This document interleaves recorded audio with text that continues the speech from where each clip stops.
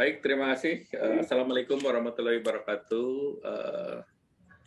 Salam sejahtera buat kita, kami semua yang kami hormati Pak Menteri BUMN, Pak Menteri Pertanian, beserta Bapak Ibu media cetak dan elektronik. Dalam rapat terbatas tentang kredit usaha rakyat di sektor pertanian dapat kami sampaikan secara keseluruhan bahwa realisasi KUR bulan Januari sampai dengan 25 Juni secara keseluruhan meningkat sebesar 143,14 triliun atau 56,58% dari target tahun 2021 yaitu 253 triliun. Sudah diberikan kepada 3,87 juta debitur dan outstanding per Agustus itu 283 triliun dan NPL-nya sangat rendah yaitu 0,88%. Nah, penyaluran KUR sudah sesuai dengan periode mendekati periode normal sebelum pra-COVID, di mana pre-COVID itu sekitar 20-an triliun dan ini sudah menyalurkan kira-kira 21,84 triliun.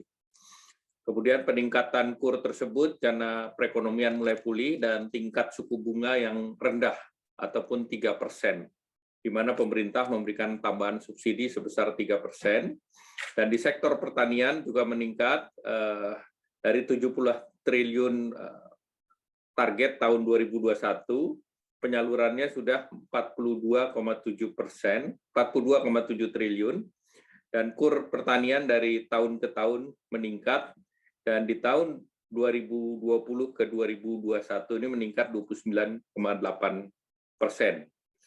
Nah, kemudian salah satu juga pemerintah mendorong diadakannya KUR secara klaster, seperti KUR klaster padi, klaster jagung, dan Bapak Presiden minta agar pengembangan daripada komoditas pertanian, ekosistemnya itu didalami, tidak hanya dari segi pembiayaan, tetapi juga dari demand side, dari pembeliannya, dan juga yang memproduksi dari para petani. Apakah itu berbasis komoditi seperti kopi, kemudian tanaman jagung, padi, tebu, ataupun tanaman hortikultura. Dan untuk itu Bapak Presiden meminta ada penugasan badan yang sejenis Bulog, nanti Pak Menteri BUMN akan menjelaskan terkait dengan konsep penajaman daripada holding pangan ataupun RNI. Selanjutnya kami dapat menyampaikan bahwa kebijakan KUR yang dikeluarkan ini terkait dengan tanpa agunan, pemerintah sudah menaikkan dari 50 menjadi 100 juta, dan KUR klaster ini menjadi hal yang akan terus didorong.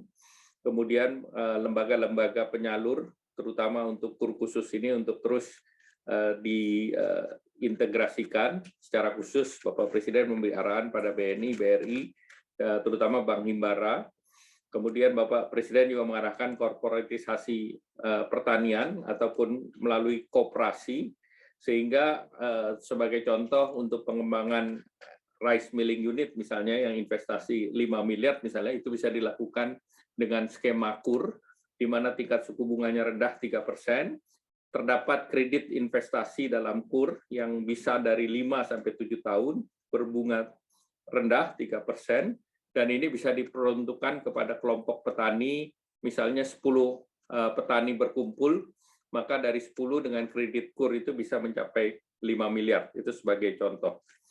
Kemudian Bapak Presiden juga minta agar dipermudah dan tidak ada regulasi yang menghambat dari KUR.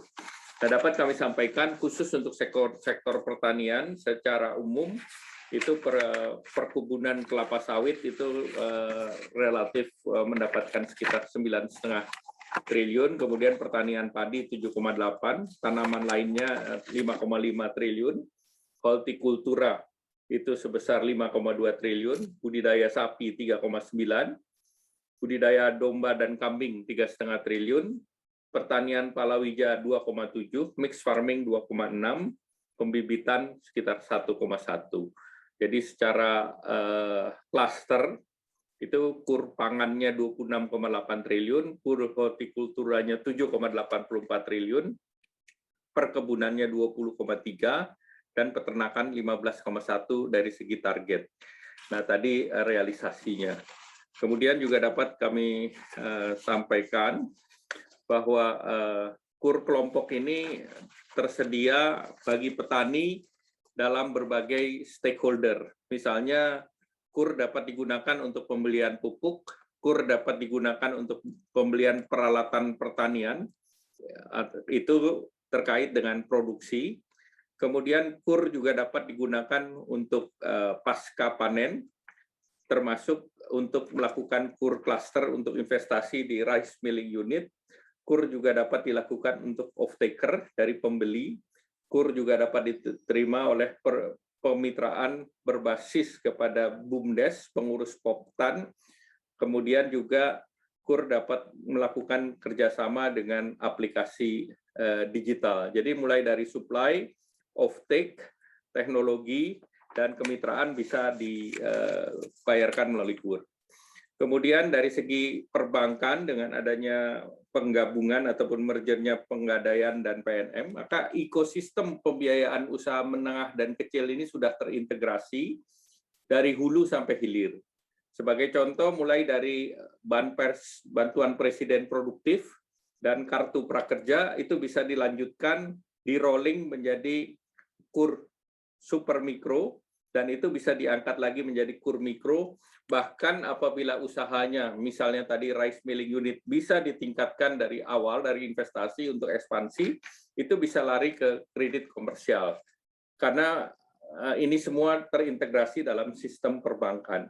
Namun kalau kita mau mengembangkan berbasis kelompok atau KUR cluster, itu bisa mulai dari 10, bisa sampai lebih dari 10, sehingga limitnya itu bisa lebih tinggi daripada 500 juta apabila diorganisasi secara kelompok.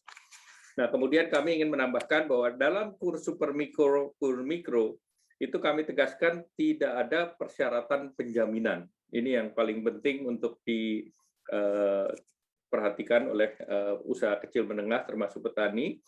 Dan jangka waktu ini yang sudah direlaksasi. Jadi kredit modal kerja yang 3 tahun ini bisa diperpanjang menjadi 4 tahun. Kredit investasi yang 5 tahun bisa menjadi 7 tahun.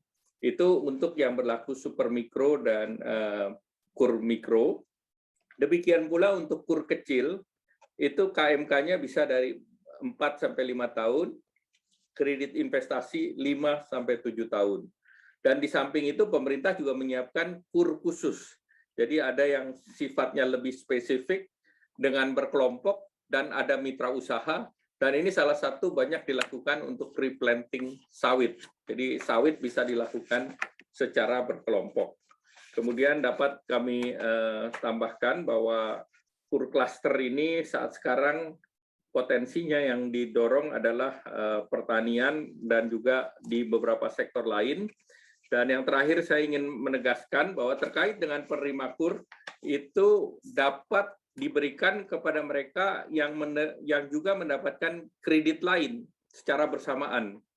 Misalnya KUR pada penyalur KUR yang sama, kemudian memiliki kredit pemilikan rumah, kemudian leasing kendaraan bermotor untuk tujuan produktif, kemudian kredit dengan jaminan surat keputusan pensiun, kartu kredit, resi gudang, ataupun kredit konsumsi untuk rumah tangga. Sehingga dengan demikian sebetulnya sudah banyak relaksasi diberikan untuk penerapan kredit usaha rakyat. Demikian, terima kasih. Mungkin Pak Mentan bisa terkait dengan penyaluran KUR. Kita lihat bahwa penyaluran KUR ini meningkat selama PPKM. Dapat kami sampaikan di bulan Januari itu 17 triliun sudah bisa disalurkan. Kemudian Februari 22,07 triliun, Maret 25,47, April 23,42 triliun, Mei 16,4, dan kembali Juni 26,57 triliun. Artinya kinerja KUR di tahun ini itu sudah setara dengan sebelum COVID. Jadi sudah terjadi peningkatan. Artinya penyalurannya cukup lancar, dan bunganya relatif ke 3% karena itu bunganya rendah. Dan kalau penyalurannya berbasis cluster, itu KUR super mikro itu ada 4,51%, atau 6,46 triliun dengan debiturnya adalah 733.592 debitur. Untuk KUR mikro itu antara 60,92%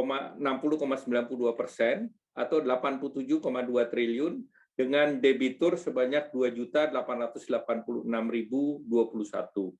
Kemudian KUR kecil itu 34,55%, yaitu yang besarnya adalah 49,45 triliun dengan debiturnya 254.028. Jadi memang KUR ini yang tertinggi adalah dari 10 sampai dengan 100 juta, yang tadi saya sebutkan itu 60%.